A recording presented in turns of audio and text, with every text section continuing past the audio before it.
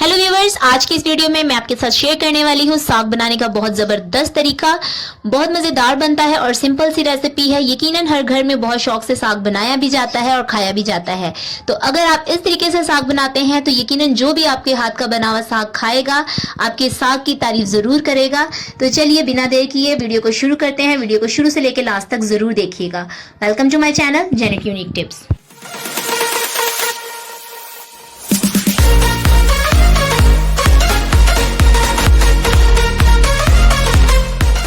तो फ्रेंड्स, सबसे पहले बात करते हैं साग कटिंग करने का तरीका क्या है।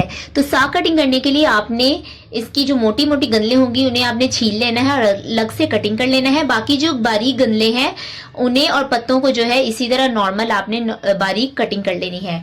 ठीक है, बट कटिंग करने के बाद आपने इसे किसी भी बर्तन में डाल लेना है, लेकिन अलग अलग। जैसे कि यहाँ मैंने 6 गट्ठी सरसों का साग लिया है और 2 गट्ठी यहाँ पालक की ली है और इसके साथ ही यहाँ मैंने ली है 1 गट्ठी बाथू की। इन तीनों चीजों को मैंने अलग अलग बर्तन में डाला है और अब आ रही है इसे वॉश करने की।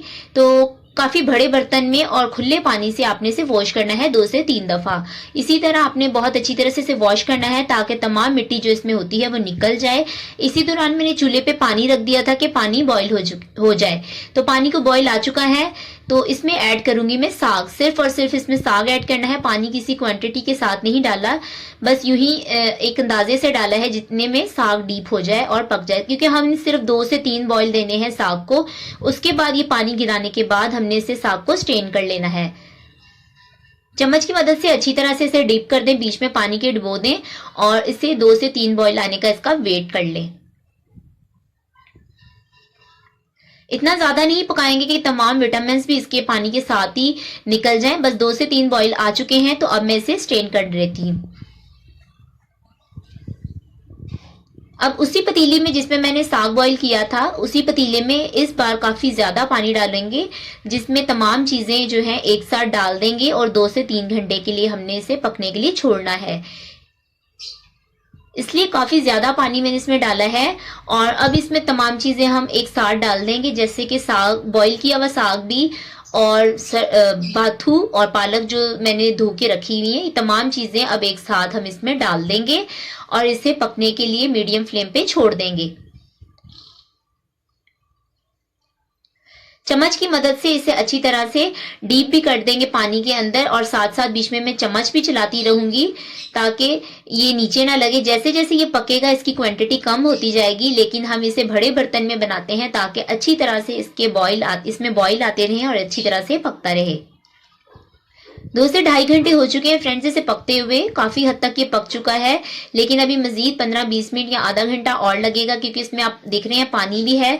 अब इसमें मैं ऐड करने वाली हूँ 1.5 टीस्पून सॉल्ट, यानी कि नमक अपने टेस्ट के मुताबिक आप डालें, और 5 से 6 हरी मिर्चें साबित भी मैंने इसमें डाल दी हैं। मजीद पकते हुए इससे आधा घंटा हो चुका है तो ये देखिए काफी सॉफ्ट हो चुका है और पानी भी काफी हद तक ड्राई हो गया। तो अब आते हैं इसको ग्राइंड करने की तरफ। तो हमने इसको ग्राइंड कैसे करना है ये देखें।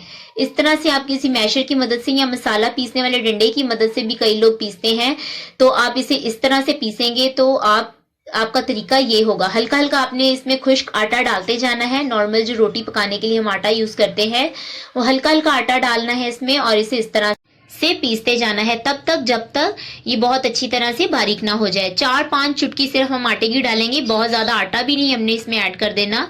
तो इस तरह से बहुत अच्छी तरह से इसे पीसते जाएं।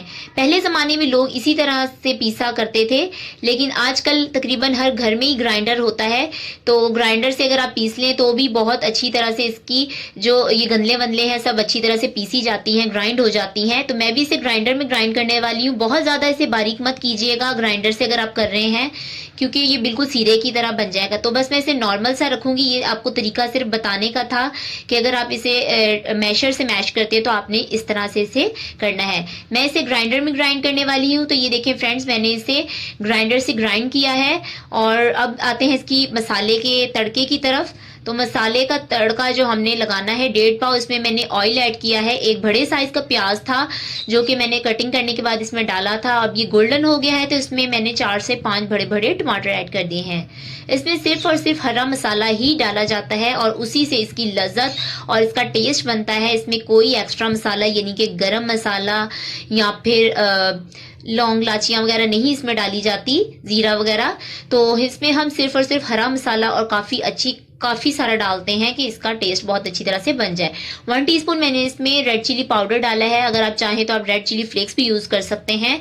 सिर्फ और सिर्फ हमने इसी का इस्तेमाल करना है। हल्का सा इसमें पानी डालते जाएं और मसाले की बहुत अच्छी तरह से भुनाई करते जाएं तब तक जब तक बहुत अच्छी तरह से टमाटर सॉफ्ट नहीं हो जाते। जब बहुत अच्छी तरह से टमाटर सॉफ्ट हो जाएंगे तब हम इसमें अगला स्टेप यानी कि लहसुन अदरक का पेस्ट ऐड करेंगे। अब इसमें अदरक की मिक़दार बहुत कम है लेकिन लहसुन बहुत ज़्यादा है। इसमें 1 टेबलस्पून मैंने दोनों का पेस्ट बना के डाला है और लहसुन इसमें ज़्यादा है। असल जो साग का टेस्ट बनता है लहसुन के तड़के के साथ ही बनता है। अगर आप इस तरह से डालते हैं तो भी वेल एंड गुड, नहीं तो आप चाहें तो इसको अलग से भी लहसुन का बघाड़ लगा सकते हैं, यानी कि मक्खन के तड़के के साथ आप बघाड़ लगा सकते हैं लहसुन का, बहुत अच्छा इसका टेस्ट बनता है। तो अब मसाला बहुत अच्छी तरह से भुनाई हो गई। मसाले की 2 से 3 हरी मिर्चें मैंने ऐड की क्योंकि मैंने पहले भी साबित हरी मिर्चें ऐड की थी पकते बॉईल होते वक्त।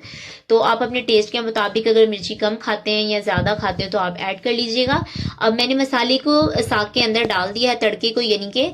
तो अब इसे अच्छी तरह से मिक्स कर देंगे और इसे बिल्कुल स्लो चूल्हे पे हम पकने के लिए 10 मिनट के लिए छोड़ देंगे। या अगर आपने इसका, जैसे इसके अंदर आप देख रहे हैं अभी भी इसमें बहुत सारा पानी है, तो अगर आप इसके अंदर चमचा चलाते जाएं और इसका पानी खुश्क करते जाएं तो बहुत अच्छी तरह से आप चूल्हा तेज करके इसका पानी खुश्क कर लें तब तक जब तक इसका ऑयल सेपरेट हो जाए। मैंने इसे पानी खुश्क करके 10 मिनट के लिए बिल्कुल स्लो चूल्हे पे छोड़ दिया था। ये देखिए अब इसका पानी बहुत अच्छी तरह से खुश्क हो चुका है और अब इसे हम सर्व करने वाले हैं। तो ये देखिए ऑयल भी सेपरेट हो चुका है, कितना ज़बरदस्त। ये इसमें कोई मसाला नज़र नहीं आना चाहिए, सिर्फ ऑयल की एक लेयर नज़र आए और साग जो है इसी तरह स्मूथ नज़र आए। इसकी कितनी प्यारी लुक है और कितना ज़बरदस्त लग रहा है, ये देखें इसमें। और मैंने तो इसके साथ चावल बनाए हैं, आप किसी भी चीज़ के साथ सर्व कर सकते हैं, यानी कि चपाती, घर की रोटी या नान या फिर चावलों के साथ बहुत मज़े का लगता है फ्रेंड्स। लेकिन अगर आपने इसके साथ चपाती या फिर रोटी आपने सर्व करनी है तो फिर आप मक्खन लें और उसमें 2-3 कलियां लहसुन की डाल के आप मक्खन का बघाड़ लगाएं। मक्खन के साथ इसका टेस्ट जो है डबल हो जाता है, बहुत ज़बरदस्त जायका आता है इसका। तो फ्रेंड्स आप ज़रूर ट्राई करें और हमें कमेंट करके बताएं कैसी लगी आपको आज की हमारी रेसिपी। वीडियो अच्छी लगी तो वीडियो को लाइक करें, फ्रेंड्स से शेयर करें, चैनल पर नए हैं तो चैनल को सब्सक्राइब कर दें। Thanks for watching my video.